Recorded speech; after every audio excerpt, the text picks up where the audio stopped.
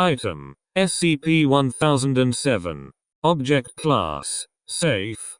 Special Containment Procedures: when inactive, SCP-1007 is to be kept in a standard coffin along with SCP-1007-1. The subject may only be activated during routine testing.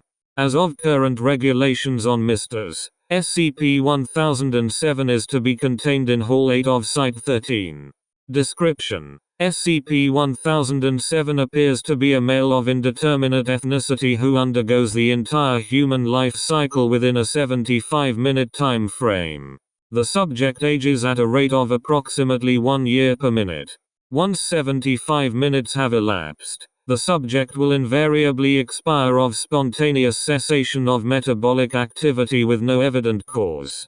It reports feeling excruciating pain during the first 16 minutes, when its bones and muscles are changing shape very rapidly.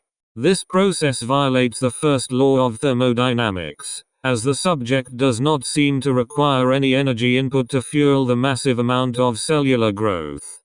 SCP-1007-1 is a key that fits into a small metal keyhole inserted into the subject's back, in between its shoulder blades.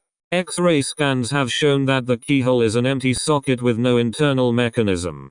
When SCP-1007-1 is turned, the subject's physical age is reversed by 1 year for each turn until it has regressed to the form of a neonate.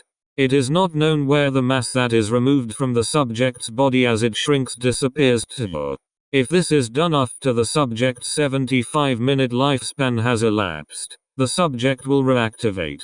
If the subject has been dead for long enough to have decayed, any decay, regardless of its extent, will also be reversed.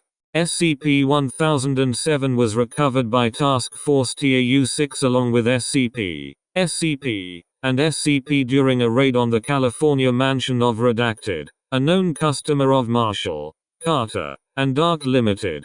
Redacted admitted that he had obtained SCP-1007 from an MCD-sponsored auction, and claimed that at the auction in question there had been at least 4 other Misters for sale, though he did not recall to whom they had been sold.